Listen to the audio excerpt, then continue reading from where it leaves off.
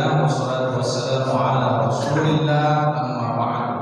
Bapak-bapak, ibu-ibu, abang-abang, kakak-kakak, adik-adik, anak-anak, cucu-cucu, sahabat-sahabat surga, semua yang tercinta, semoga kita semua dicintai oleh Allah Jalla wa Ala.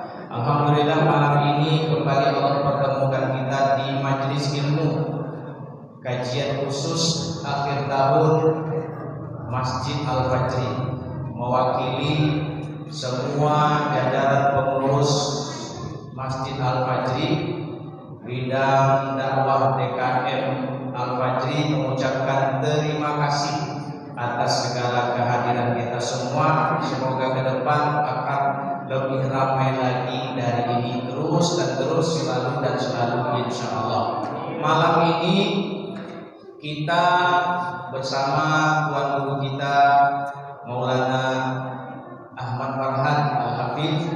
Insyaallah beliau akan memberikan pelajaran kepada kita semua. Mari kita maksimalkan waktu bersama beliau, karena kesibukan beliau jadi baru kali ini qadarullah wa masya'a fa'al, takdir Allah, apa yang Allah mau itu yang terjadi malam ini.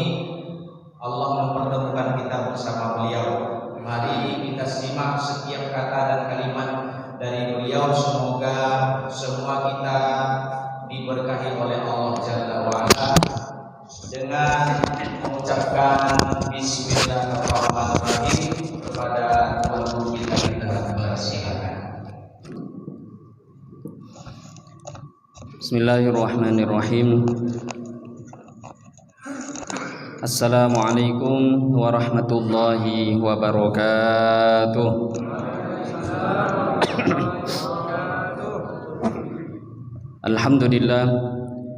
Alhamdulillahil fattahil alim alladzi khalaqal insana fi ahsani taqwim, wa asyhadu an la ilaha illallahul wahidul hakim, wa asyhadu anna sayyidana wa maulana Muhammadan abduhu wa rasuluhur raufur rahim. Allahumma salli wa sallim ala sayyidina Muhammadinil karim al-munzali alaihi wa innaka la'ala khuluqin azim, wa ala alihi wa ashabihi alladhina ataw rabbahum biqalbin salim. Amma ba'da. Faqad qala Allah subhanahu wa ta'ala fi kitabihil karim ba'da a'udzu billahi minasy syaithanir rajim, wa man ahsanu qawlan mimman da'a ila Allah wa 'amila shalihan wa qala innani minal muslimin. Shadaqallahul azim. Wa qala an-nabiyyu sallallahu alaihi wasallam, man shalla arba'ina yawman fi jama'ah yudrikut takbiratal ula kutiba lahu bara'atun minan nar wa bara'atun minan nifaq, atau kama qala Rasulullah sallallahu alaihi wasallam. Hadirin bapak-bapak, ibu-ibu, jemaah salat maghrib yang dimuliakan Allah Subhanahu wa taala. Pertama-tama mari kita bersyukur kepada Allah Subhanahu wa taala dengan mengucapkan alhamdulillahirabbil alamin. Bersolawat kita kepada Rasulullah sallallahu alaihi wasallam dengan mengucapkan Allahumma sholli ala sayyidina Muhammad wa ala ali sayyidina Muhammad. Yang saya hormati Bapak Ketua Masjid beserta pengurus yang hadir pada malam hari ini. Yang saya hormati para alim ulama, tokoh masyarakat cerdik pandai yang hadir dalam majelis yang mulia ini. Yang saya hormati bapak-bapak, ibu-ibu, hadirin wal hadirat yang tidak bisa disebutkan namanya satu persatu, yang insya Allah kita yang hadir pada malam hari ini, semoga semua mendapatkan rahmat daripada Allah Subhanahu wa ta'ala. Amin ya rabbal alamin. Hadirin bapak ibu yang dimuliakan Allah Subhanahu wa ta'ala, pertama dan terutama sekali mari kita bersyukur lagi dan lagi kepada Allah Subhanahu wa ta'ala, karena sampai saat ini juga Allah Subhanahu wa ta'ala masih memberikan begitu banyak anugerah karunia kepada kita semua. Allah memberikan kesehatan kepada kita, Allah juga memberikan kelapangan waktu pada kita. Ini diantara anugerah karunia yang besar, sebagaimana yang disampaikan oleh Rasulullah Shallallahu Alaihi Wasallam. Beliau bersabda, ni'matani magbunun fihima katsirun minan nas, as-sihhatu wal faragh. Ada dua nikmat, dua karunia, kata Nabi, kebanyakan manusia tertipu, tidak pandai menggunakan, ketika dua nikmat ini datang, yaitu kesehatan, wal faragh, dan kelapangan waktu.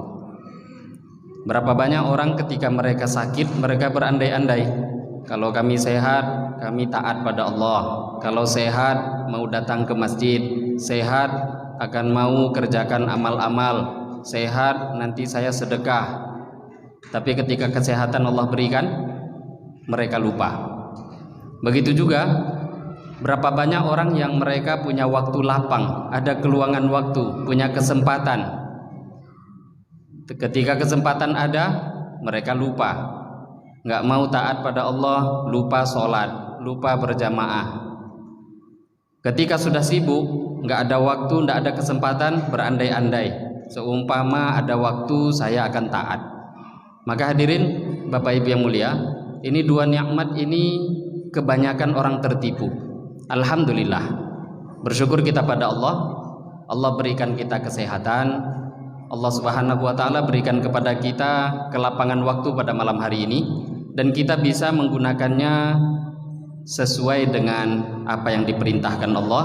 Kita bisa datang ke masjid ini, melaksanakan sholat, bahkan belajar mengikuti sunnah Rasulullah SAW dengan cara berjamaah. Dan inilah hakikat anugerah karunia yang terbesar. Kesehatan itu anugerah, harta bisa jadi anugerah, anak juga bisa jadi anugerah, rumah, harta benda, harta itu bisa jadi anugerah.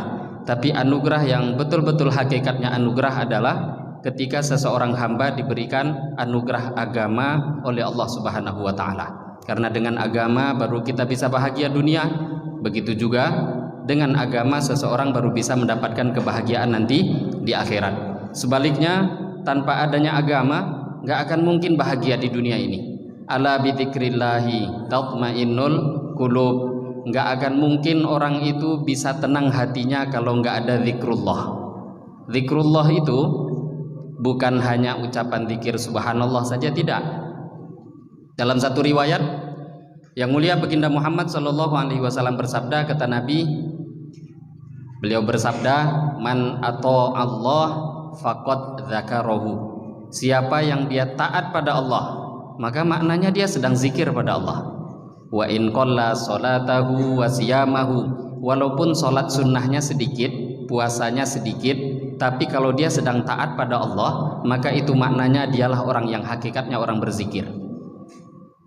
Begitu juga sebaliknya, siapa yang dia sedang maksiat, nggak taat pada Allah, maka dialah orang yang sedang lupa, yang tidak ingat, yang tidak berzikir pada Allah. Walaupun nampak zahirnya puasanya banyak, puasa sunnahnya, walaupun zahirnya mungkin sholat sunnahnya banyak, tapi kok maksiat jalan terus, itu maknanya sedang tidak zikir pada Allah.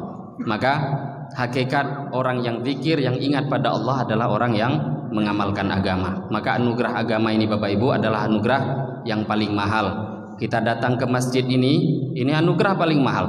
Tidak semua orang Allah pilih, tidak semua orang Allah beri. Kalau untuk urusan harta, benda, itu Allah berikan pada siapapun. Orang gak taat itu dapat rumah, dapat harta, diberikan semua. Karena harta bukan sebagai tolak ukur kecintaan Allah. Tapi kalau agama, Allah tidak akan berikan kecuali hanya kepada orang-orang yang Allah Subhanahu wa Ta'ala cintai saja. Maka ini anugerah, betul-betul anugerah besar ketika Allah gunakan kita dalam agama. Maka mari kita syukuri anugerah agama ini dengan harapan ketika kita bersyukur, Allah istiqomahkan kita dalam agama. Allah Subhanahu wa Ta'ala selalu memberikan taufik pertolongannya kepada kita untuk taat pada Allah. Harapan kita hanya satu, yaitu ketika kita berjumpa dengan Allah, ketika kita dipanggil oleh Allah dalam keadaan taat pada Allah, dalam keadaan mengamalkan perintahnya Allah Subhanahu wa Ta'ala. Amin ya Rabbal Alamin. Hadirin Bapak Ibu yang mulia, pada kesempatan yang singkat ini, insya Allah sampai masuk waktu sholat isya nanti, kita akan duduk sejenak memperpanjang iktikaf. Jangan lupa niat iktikaf di masjid. Nawaitul i'tikaf fi hadzal masjid sunnatan lillahi ta'ala.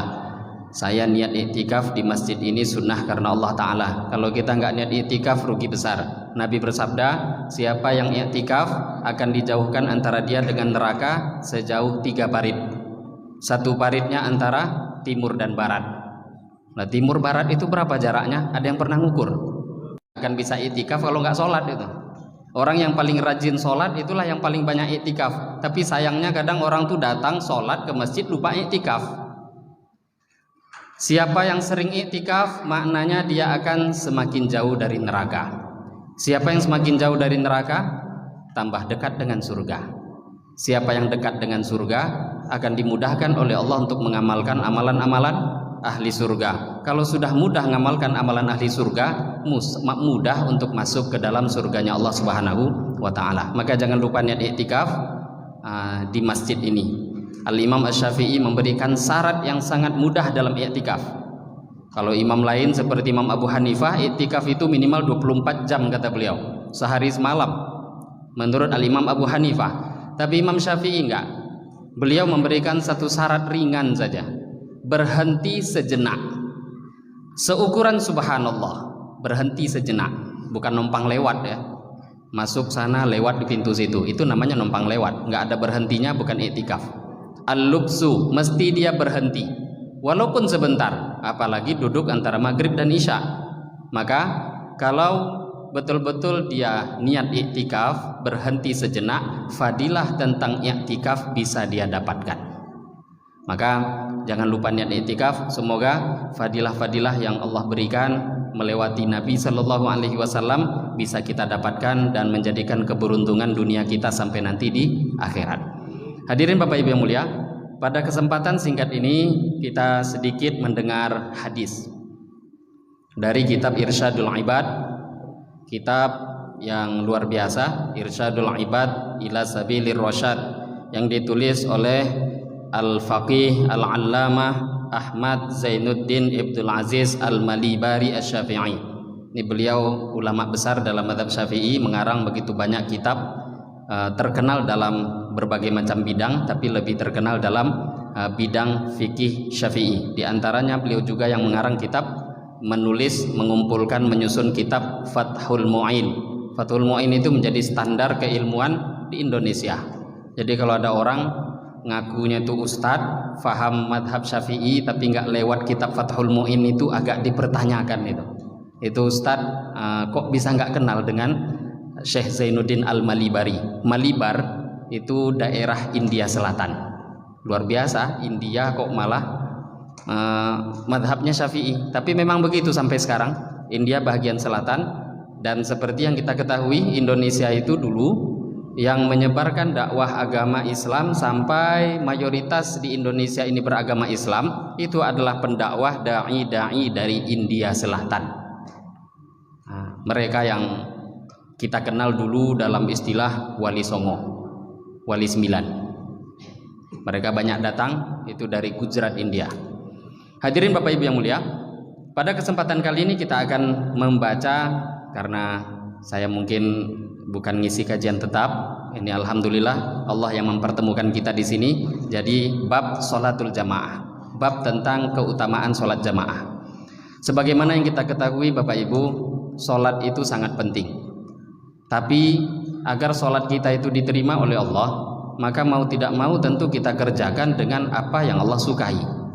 Jangan kita mengatakan atau menganggap ini satu perkara penting, tapi kita nggak mengerjakannya dengan cara yang disukai oleh yang memerintahkan. Itu malah jadi seperti sia-sia. Presiden memerintahkan kita satu perkara, ada satu tugas dari presiden, tapi nggak dijalankan dengan sesuai cara yang disukai presiden. Kira-kira presiden suka atau enggak? Nggak akan suka. Sholat itu penting, tapi kita tidak menjalankan dengan apa yang disukai oleh Allah, maka kira-kira sholat kita itu bagaimana? Apabila ingin sholat kita diterima, maka ikutilah bagaimana mengerjakan sholat itu sesuai dengan yang Allah sukai, maka baru nanti akan mudah diterima oleh Allah Subhanahu wa Ta'ala. Di antara sholat fardu, ini sholat berjamaah ini berkaitan umumnya dengan sholat fardu. Sholat fardu ini tentu yang Allah cintai adalah dengan cara berjamaah. Anugerah yang besar Allah beri. Banyak hadis yang kita dengar, di antaranya Nabi bersabda, sholatul jamaah afdalu min sholatil fadhi bisab'i wa ishrina darajah. Sholat berjamaah itu lebih utama dibanding sholat sendirian adalah berbanding 27 derajat. 1:27, itu pun berlaku kelipatan.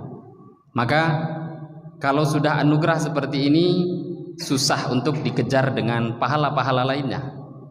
Dan kita nanti akan dengarkan beberapa kisah para ulama tentang bagaimana pengalaman mereka mendapatkan keutamaan fadilah jamaah tadi. Dan ketika sekali saja dalam hidup mereka tertinggal jemaah, ternyata mereka merasa satu kerugian yang sangat besar. Hadirin Bapak Ibu yang mulia, bahkan jangankan untuk urusan sholat berjamaah. Dalam satu hadis yang diriwayatkan oleh Al-Imam Bukhari dan Imam Muslim dari sahabat Abu Hurairah radhiyallahu taala anhu, Nabi bersabda, apa kata Nabi? Sholatur rajul, sholatnya seseorang yang dikerjakan berjamaah adalah mendapatkan pahala lebih baik dibandingkan sholat di rumahnya atau sholat di pasarnya, 25 darajah, sebanyak 25 derajat perbandingan. Tadi satu riwayat 27, riwayat ini 25. Ini ada beberapa ikhtilaf para ulama menerangkan, bisa jadi itu tergantung mujahadahnya. Mana yang lebih mujahadah pahala lebih besar dapat 27. Yang mujahadahnya sedikit jadi 25. Sebagian ulama nanti mentafsirkan 27 untuk sholat subuh, kemudian yang 25 untuk sholat seperti zuhur dan asar. Ini ada beberapa ikhtilaf para ulama, tapi kedua-dua hadis ini sahih. Bisa jadi dapat 27, bisa jadi minimal 25 derajat. Kemudian kata Nabi, wadzalika, yang demikian itu bisa dia dapatkan anugerah. Kok bisa dapat pahala 27 kali lipat lebih baik? Anna ahadakum idza tawaddoa, bahwasanya salah seorang di antara kalian kalau berwudu, fa ahsanal wudu tsumma atal masjid la yuridu illa shalah, dia wudu dengan sempurna, kemudian datang ke masjid, nggak ada tujuannya kecuali untuk sholat. Apa ada orang ke masjid nggak mau sholat? Ada, entahlah itu balik ke masing-masing orang, ada niat lain mungkin. Tapi yang dapat fadilah ini ketika niatnya sholat. Kalau dia niatnya sholat, lam yakhtu khutwatan, tidaklah dia melangkahkan satu langkah kaki dari rumah tadi, illa rafa'allahu lahu biha darajah, kecuali pasti Allah akan angkat untuk dia satu derajat, satu langkah satu derajat.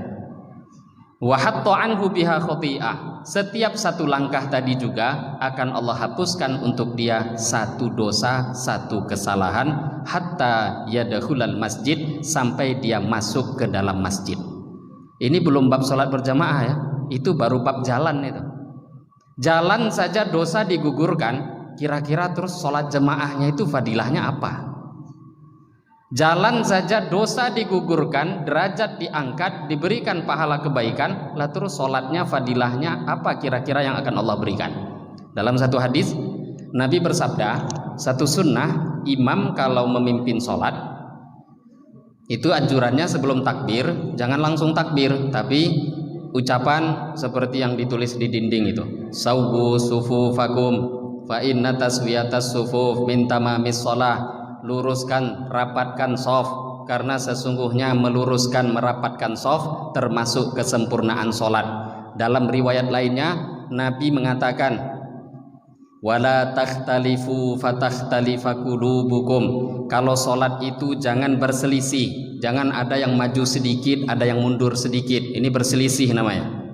Jangan sholat itu bengkok, kalau sholatnya bengkok kok berselisih, fatakhtalifa qulubukum, maka nanti hati kalian pun akan dibuat oleh Allah menjadi pecah hati satu sama lainnya. Urusan shaf, Nabi mengatakan siapa yang shafnya bengkok maka nanti menunjukkan jemaah masjid itu nggak satu hati. Luar biasa Bapak Ibu, orang Islam ketika berjamaah, ini berjamaah, mereka berjamaah, ternyata efeknya terjadi dalam kehidupan sosial. Siapa yang mengerjakan jemaah tapi kok berjamaahnya itu softnya nggak lurus, maka nanti kerukunan akan hilang di kalangan masyarakat tadi. Sudah berjamaah padahal. Lah terus kira-kira bagaimana umat Islam kalau sholat tapi nggak berjamaah? Berjamaah saja tapi nggak lurus, itu resikonya fatakhtalifa qulubukum, kata Nabi, hati kalian tuh akan bercerai-berai. Sudah jemaah tapi ternyata shaf nggak lurus, maka meluruskan shaf itu ternyata membuat hati umat Islam ini menjadi rukun. Lah bagaimana kalau umat Islam nggak sholat? Sekarang berapa banyak orang yang sholat dibandingkan yang nggak sholat? Kalau kita ingin tahu persentase orang yang sholat dengan yang tidak di tempat kita, tengok sholat Jumat mereka. Berapa yang hadir sholat subuh, berapa yang hadir sholat Jumat. Itulah persentase orang yang sholat dengan yang tidak sholat. Maka masih banyak. Kita bersyukur, alhamdulillah Allah beri. Bahkan naudzubillah yang tidak sholat pun banyak. Nah ini nggak akan bisa kita memperbanyak jemaah masjid kecuali dengan dakwah, nggak bisa. Kalau memahami bagaimana orang-orang bisa tahu hukumnya sholat, itu kajian duduknya, belajar fikih. Tapi kalau untuk meramaikan masjid nggak bisa kecuali dengan dakwah. Nah, alhamdulillah Bapak Ibu datang ke sini, ini namanya taklim, ini kajian.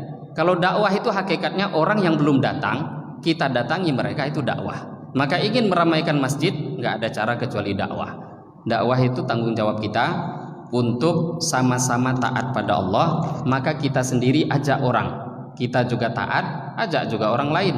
Maka nanti baru Allah akan jadikan kita sendiri taat. Orang-orang yang ada di ahli kampung kita ini semua juga akan sedikit demi sedikit mudah taat pada Allah Subhanahu wa Ta'ala.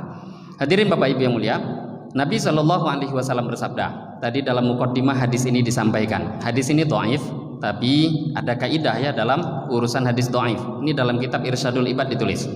Nabi bersabda, siapa yang sholat 40 hari tidak tertinggal takbiratul ula. Lah takbiratul ula itu nggak akan dia dapat kecuali berjamaah. Kalau sholat sendiri itu namanya takbiratul ihram. Dia tidak tertinggal takbiratul ula bersama imam. Man sholla lillahi arba'ina yauman, siapa yang sholat 40 hari 40 malam fi jama'atin, tapi syaratnya berjamaah, nggak cukup cuma berjamaah, yudrikut takbiratul ula, dia bisa mendapatkan takbiratul ula bersama imam. Kok mampu 40 hari 5 waktu? Kalau satu hilang ya ulang lagi. Ada 2 fadilah, kutiba lahu baro'atan, akan ditulis untuk dia 2 kebebasan. Yang pertama kebebasan daripada neraka dan bebas dari sifat munafik. Hadis ini diriwayatkan oleh Al-Imam At-Tirmidzi rahimahullahu taala. Dhaif, tapi kaidahnya kan ada. Yang nggak mau pakai hadis dhaif itu kawan-kawan Wahabi. Tapi ulama-ulama sekelas Al-Imam An-Nawawi, Imam Nawawi ini, beliau mengatakan ittafaqal ulama ittifaq itu sepakat. Apa kesepakatan ulama? Sepakat mereka diperbolehkan mengamalkan hadis dhaif dalam urusan fadhailul a'mal, yang mengatakan Imam Nawawi. Jadi Imam Nawawi mengatakan sepakat. Kok ada orang yang nggak sepakat? Padahal kita ketahui sebenarnya di zaman Imam Nawawi itu ada kok orang yang mengatakan hadis dhaif nggak bisa dipakai dalam fadilah amal, ada sebenarnya. Tapi menurut Imam Nawawi itu ulama nggak diakui. Karena Imam Nawawi mengatakan sepakat. Walaupun orang zaman sekarang mengatakan Imam Nawawi salah itu, kok nukil katanya sepakat. Bukan salah. Kan ada kan ulama yang tidak mu'tabar. Zaman sekarang pun juga begitu. Ada orang kan dipanggil ustadz tapi nggak taunya nyeleneh. Kerjaan dia tidak betul, fatwa dia menghancurkan umat. Kebetulan dipanggil ustadz. Nah, maka Imam Nawawi menukil dalam banyak kitab beliau, dalam Muqaddimah Arba'in Nawawi, dalam kitab Al-Adhkar, dan banyak kitab yang beliau tulis, beliau katakan ulama sepakat. Lah yang dimaksud ulama di situ tentu ulama yang beliau akui. Kalau yang tidak beliau akui ya mungkin ada yang nggak sepakat. Bolehnya mengamalkan hadis dhaif dalam fadhailul a'mal. Fadilah amal itu dorongan beramal seperti hadis yang kita dengar. Tapi nanti urusan halal haram itu nggak boleh. Urusan akidah nggak boleh. Itu diharuskan hadis-hadis yang sahih. Hadirin Bapak Ibu yang dimuliakan Allah Subhanahu wa taala, ada beberapa riwayat kisah yang ditulis oleh Syekh Zainuddin Al-Malibari dalam kitab ini, pengalaman beberapa orang ulama tentang pentingnya mereka menjaga sholat berjamaah. Qala Hatim Al-Asam fatatni marratan sholatal jamaah Fa'azzani Abu Ishaq An-Najjari wahdah walau mata li waladun la'azzani akthara min 10,000 nafsin li'anna musibatad din 'indan nas ahwanu min musibatid dunya wa annahu law mata li al-abna' jami'an lakana ahwanu alayya min fawati hadhihi sholati fil jamaah. Satu orang ulama namanya Hatim Al-Asam. Beliau sezaman dengan Imam Ahmad bin Hambal dan dipuji-puji oleh Imam Ahmad bin Hambal. Hatim Al-Asam. Asom itu artinya tuli. Lah kok bisa ya beliau punya nama tuli? Beliau tuh satu kali ada satu orang wanita datang bertanya tentang hukum agama, minta fatwa. Maka tiba-tiba di tengah nanya itu perempuan tadi buang angin, kentut. Akhirnya wajahnya memerah, malu. Wah, perempuan itu malunya puluhan kali lebih lipat dibandingkan laki-laki. Maka beliau malu. Ketika terdengar suara kentut tadi oleh Hatim tadi, maka beliau berpura-pura tuli. Kata Syekh Hatim Al-Asam, tadi nanya apa tadi saya nggak dengar.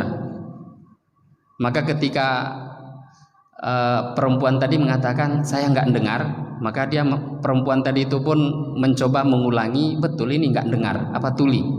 2 kali ditanya, saya ada masalah seperti ini, kan kentut sudah, buang angin sudah tadi. Nggak dengar, saya tuli, kata Syekh Hatim Al-Asam. Maka akhirnya perempuan itu pun tadi tersenyum. Kalau kamu mau bicara dengan saya, tolong teriak-teriak karena saya tuli. Singkat cerita, Syekh Hatim Al-Asam ini Hatim yang tuli. Beliau dikatakan tuli karena beliau mau menjadikan dirinya tuli seumur perempuan tadi masih hidup. Selagi perempuan itu masih hidup, maka beliau terus berlaku seperti orang tuli. Sampai singkat cerita perempuan itu pun wafat. Setelah wafat, maka baru beliau menjalani kehidupan seperti biasa. Orang-orang pun mengatakan, Syekh kok bisa? Maka beliau pun menceritakan kisah ini. Dulu ada kisah seperti ini, saya ingin menutup aib wanita tadi sampai dia meninggal dunia. Lah kita zaman sekarang habis-habisan cari aib orang. Orang sebaik-baiknya orang soleh, ahli masjid, takwa, ustadz, ahli dakwah, nggak taunya dicari kesalahannya untuk dihancurkan. Padahal Nabi bersabda, siapa yang menutup aib saudara Islam, dan pasti setiap orang punya aib. Yang nggak ada aib itu cuma para nabi, para rasul. Selain nabi dan rasul itu kalau dicari isinya tuh aib dari atas sampai ke bawah. Pasti ada kesalahan. Siapa yang menutup aib saudara Islam, Allah akan tutup aibnya dunia sampai akhirat. Siapa yang membuka aib saudara Islam, Allah akan permalukan dia sampai dia malu tinggal di rumahnya sendiri. Maka orang yang suka buka-buka aib orang, ya yang akan rugi dia sendiri. Bahkan dia, ada orang kan, tengoklah berapa banyak orang akhirnya malu, tidak sadar, di rumah pun tidak bisa lagi, akhirnya bunuh diri. Naudzubillah. Maka ingin menyelamatkan diri itu caranya selamatkan saudara Islam kita. Mau aib kita ditutup oleh Allah dunia sampai akhirat, tutuplah kesalahan aib-aib daripada orang Islam. Ini kisah Hatim Al-Asam. Apa beliau katakan? Beliau berkisah, kata beliau, fatatni marratan sholatal jamaah. Satu kali saya ketinggalan sholat jamaah. Ini satu kali ya, beliau udah tua itu. Bukan ketinggalan itu tiap hari, enggak. Sekali saya ketinggalan sholat jemaah. Fa'azzani Abu Ishaq An-Najjari wahdah. Maka cuma satu orang kawan saja yang ziarah ke tempat saya, yang mau takziah. Takziah kan biasanya orang mati ya. Tapi beliau bilang, saya ketinggalan sholat jemaah, hanya satu orang kawan yang datang. Namanya Abu Ishaq An-Najjari. Hanya satu orang. Kemudian tiba satu masa, anak saya meninggal dunia. Ketika anak saya meninggal dunia, fa'azzani aktsara min 10,000 nafsin. Yang takziah ke rumah itu enggak kurang daripada 10.000 orang. Kemudian beliau lanjutkan, li'anna musibatad din indan nas ahwanu min musibatid dunya. Kok bisa anak kita meninggal, yang ziarah datang takziah itu 10.000, giliran kok ketinggalan sholat jemaah cuma satu orang? Kata beliau, menurut manusia, musibah dunia, musibah akhirat itu, musibah agama itu lebih ringan daripada musibah dunia. Padahal harusnya kalau ada orang ketinggalan sholat jemaah itu 10.000 yang datang ziarah. Yang datang untuk takziah 10.000, giliran ada yang meninggal ya nggak apa-apa banyak-banyak, tapi harusnya pahamilah musibah dunia itu adalah lebih kecil dibandingkan daripada musibah akhirat. Ini yang mengatakan Hatim al-Assam. Kemudian satu orang ulama, Wahakan Nashiri an-Nashiri telah menceritakan an Muhammad ibn Sama'ah annahu qol, Muhammad ibnu Sama'ah bercerita. Muhammad ibnu Sama'ah, beliau sahabat daripada Qadi Abu Yusuf dan kawan daripada Syekh Muhammad Ibnul Hasan. Qadi Abu Yusuf dan Muhammad Ibnul Hasan ini adalah murid khususnya Imam Abu Hanifah rahimahullah ta'ala. Ini bukan orang sembarangan. Muhammad bin Hasan itu adalah guru daripada Al-Imam Asy-Syafi'i rahimahullah ta'ala. Lah gurunya Imam Syafi'i yang bernama Muhammad bin Hasan ini yang menceritakan riwayat ini, yaitu Muhammad bin Sama'ah. Apa kata beliau? Aqamtu arba'ina sanatan lam tafutni takbiratal ula illa yauman wahidan. Kata beliau, 40 tahun lamanya aku tidak pernah tertinggal takbiratul ula bersama imam. 40 tahun. Tadi hadisnya 40 hari ya. Bukan 40 hari beliau bisa mengerjakan. 40 tahun saya tidak pernah tertinggal takbiratul ula berjamaah bersama imam. Illa yauman wahidan, kecuali pernah kejadian saya tertinggal takbiratul ula 1 hari pernah. Matat fihi ummi, ada masalahnya juga, ada uzur. Matat fihi ummi, penyebabnya adalah ibu saya meninggal pada waktu itu. Kan wajar orang tua meninggal. Kemudian fafatatni sholatun wahida andil jamaah, akhirnya terlewatkanlah 1 sholat berjamaah, bukan 1 hari, 1 sholat terlewatkan. Terlewatkan bukan 1 sholat, 1 takbiratul ihram terlewatkan. Fakumtu fasallaitu khamsa wa ishrina sholatan uridu bidzalika tat'if. Selesai aku tertinggal sholat berjamaah tadi, maka kata beliau, aku akhirnya mengerjakan sholat sunnah sebanyak 25 kali. Uridu tat'if, aku berharap bisa menyusul pahala jamaah yang tertinggal. Kan katanya ada sholat sendiri dibanding berjamaah, berjamaah itu 25 kali derajat. Mungkin beliau mengambil dalil itu tadi, tertinggal jamaah sholat 25 kali sholat sunnah. Faghalabatni aini fa'atani atin, maka selesai saya mengerjakan sholat 25 kali, saya pun ketiduran. Fa'atani atin, dalam mimpi ada yang datang. Faqala, kemudian ada orang yang datang tadi pun memanggil, ya Muhammad, wahai Muhammad, qad shallaita khamsa wa ishrin, memang engkau sudah sholat 25 kali. Walakin kaifalaka bita'minil malaikah, sekarang aku mau tanya, kata orang tadi, engkau bisa sholat 25 kali, tapi aminnya malaikat apa bisa kamu dapatkan? Sholat berjamaah, kata Nabi, ketika ada orang yang ikut sholat berjamaah, Nabi bersabda, idza qalal imam amin fakul, idza qalal imam waladdallin fakulu amin. Kalau imam membaca waladdallin, maka kalian, kata Nabi, bacalah amin. Fa innahu man wafaqa ta'minuhu ta'minal malaikah, karena siapa yang aminnya berbarengan dengan aminnya malaikat, ghufira lahu ma taqaddama min dzambi, akan diampuni seluruh dosa-dosanya yang telah lalu. Lah kapan itu aminnya malaikat itu? Para ulama mengatakan aminnya malaikat berbarengan dengan aminnya imam. Maka kita penting jangan malas mengucapkan amin. Perlu kadang kalau di madrasah itu Bapak Ibu, itu ustadz tuh akan mendidik itu. Saya baca waladdallin, kata ustadznya, semua harus bareng aminnya. Kalau nggak bareng ulang lagi. Kenapa? Dengan adanya kesatuan hati, membaca amin bersama-sama, malaikat pun ikut membaca amin waktu itu. Siapa yang berbarengan aminnya dengan amin malaikat, seluruh dosa-dosa yang lalu diampuni oleh Allah. Nah ini tadi, malaikat yang datang lewat mimpi tadi mengatakan, iya 25 kali bisa kamu ganti. Aminnya malaikat, di mana mau kamu kejar? Ini cerita daripada Muhammad bin Sama'ah rahimahullahu ta'ala. Maka hadirin yang dimuliakan Allah Subhanahu wa taala, ini beberapa hadis tadi kita dengar dan ditambah penguat beberapa riwayat kisah dari orang-orang soleh sekelas daripada Muhammad bin Sama'ah Hatim al-Asam rahimahumullahu ta'ala. Lah ini yang harusnya membuat motivasi kita itu menjadi bertambah. Dan ini nggak akan bisa menjadi bertambah itu motivasi kalau kita cuma sibuk taat sendiri, nggak bisa. Kita harus ngajak orang lain taat, maka nanti motivasi itu baru akan ada dalam diri. Siapa yang mau dakwah, pertama kali yang akan Allah jadikan taat itu dia. Ada nggak kira-kira orang ngajak orang ke masjid terus dia nggak ke masjid? Mesti kan? Kalau dia ngajak orang masjid, pertama kali yang akan Allah mudahkan ke masjid ya dia.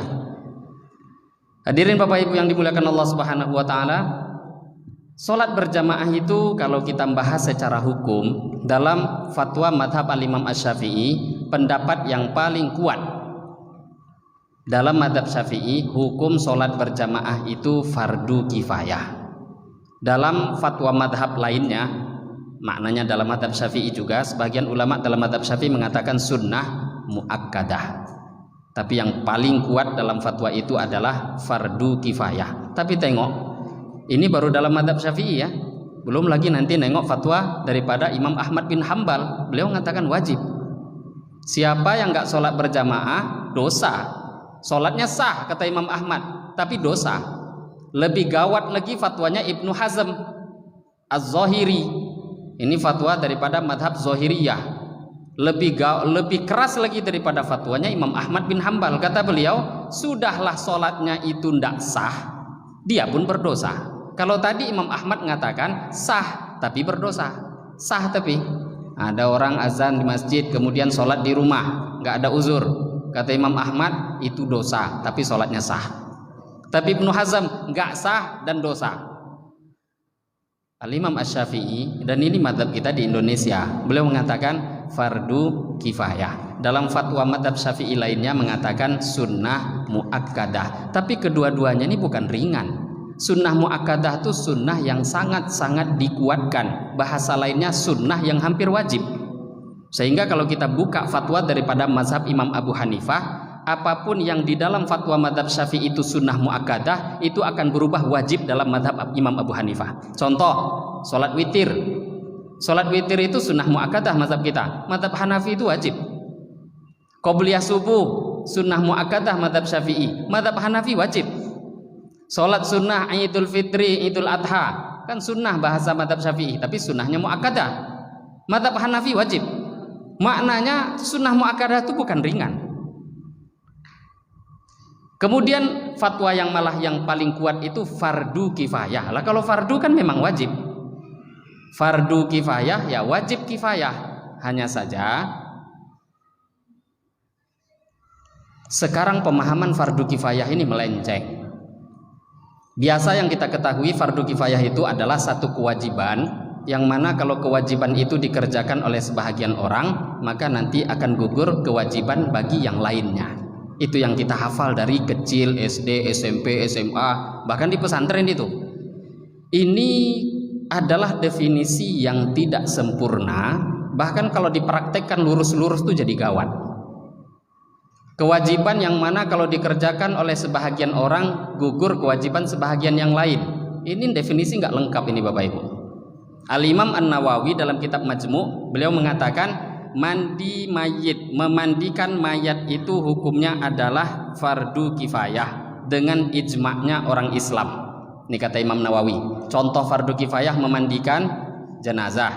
Ini adalah ijma' hukumnya fardu kifayah. Makna fardu kifayah itu apa? Kata Imam Nawawi.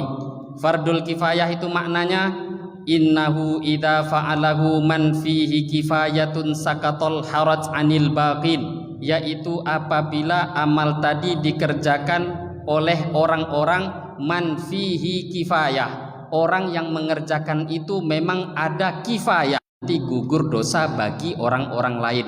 Ada syaratnya ya, ketika mencukupi baru gugur kewajiban bagi yang lain, makanya dinamakan fardu kifayah. Kifayah itu artinya mencukupi. Fardu kifayah, fardu secukupnya. Maknanya kalau nggak cukup, fardu nggak gugur. Itu arti singkatnya fardu kifayah. Contoh, kalau ada orang meninggal satu orang di tempat kita ini, di kampung kita, satu orang meninggal, diurus satu orang cukup nggak? Satu orang meninggal, satu yang gali kubur, dia juga yang nyolatkan, dia pula yang memandikan. Cukup itu? Enggak cukup lah, dia yang mati nanti bentar lagi. Lah apakah bisa dipakai definisi tadi? Kalau dikerjakan sebahagian orang, gugur kewajiban sebahagian yang lain. Ini kan sudah pas sebenarnya dengan definisi itu. Tapi kan nggak bisa. Al-Imam An-Nawawi mempertegas, kata Imam Nawawi, makna fardu kifayah harus cukup. Lah kekuatan orang beda-beda. Tengok di kampung kita, satu meninggal itu akan diurus nggak kurang 20 orang Bapak Ibu. Yang gali kubur 5, kadang kurang itu 5. Yang mandikan nanti 5 pula, yang gotong segala macam nanti 5, 15 sampai 20 orang satu. Lah kalau yang meninggal 2, kalau yang meninggal 3, naudzubillah, satu kampung penduduknya 100, mati 90. Maka kata para ulama, jangan heran ada pembahasan dalam fikih itu awal mula fardu kifayah tapi naik derajat menjadi fardu ain. Kenapa? Karena belum kifayah, belum cukup. Satu penduduk kampung 100 orang, meninggal 50. Sisa berapa? 50. 50 jadi wajib semua. Itu bukan fardu kifayah namanya. Naik jadi fardu ain. Oke, sholat berjamaah katakan hukum paling ringan tadi fardu kifayah. Lah sekarang fardu kifayahnya berjamaah, cukupnya itu berapa orang? Ini nggak pernah dibahas ini oleh para ustadz ulama, bahas dalam kitabnya. Kata para ulama, fardu kifayahnya sholat berjamaah itu gugur kalau syiar nampak di masjid di kampung itu baru gugur, namanya fardu kifayah. Lah syiar ini kan tidak sedikit. Syiar itu ya, kalau ingin tahu syiar itu Bapak Ibu, tengok hari raya Idul Fitri, Idul Adha. Kalau ingin tengok syiar, tengok bulan Ramadan malam pertama. Itu orang kan mengatakan, wah syiar hidup, itu syiar. Tapi kok malam pertamanya Ramadan yang nggak ada, tuh syiar nggak ada kata orang itu. Kalau yang datang ke masjid, kok bulan Ramadan hari pertama kedua kok sama dengan sholat 5 waktu seperti hari biasa? Sepakat kita mengatakan tuh syiar nggak ada. Syiar itu seperti apa? Berbondong-bondong seperti hari raya, tuh syiar. Maknanya paling tidak 70-75% orang sholat di masjid itu baru gugur. Maka sebenarnya fardu kifayah itu bukan satu hukum ringan itu. Lah untuk mewujudkan ini nggak bisa kecuali dengan dakwah. Kalau nggak yang sholat ya kita-kita aja. Maka ini yang perlu difahami terutama kita pertama kali. Definisi itu bukannya salah ndak ya. Fardu kifayah yang beredar itu definisinya kurang lengkap. Maka kita yang harus menyampaikan pada umat. Dimulai dari kita yang hadir di sini, niatkan untuk jaga sholat jemaah. Begitu juga ajak orang lain untuk bagaimana menjaga pentingnya amal sholat ini, sehingga nanti ketika amal sholat kita benar, semoga nanti amal-amal lainnya pun juga akan mudah menjadi benar dan diterima oleh Allah Subhanahu wa Ta'ala. Sudah masuk waktu sholat isya. Tadi sebenarnya saya ada niat untuk memberi 10 menit sesi tanya jawab, tapi saya jarang-jarang datang ke sini ya, masa cuma 20 menit. Mungkin ini kesempatan yang bisa kita bahas pada kesempatan kali ini. Semoga Bapak Ibu bisa ambil faedah. Wallahu ta'ala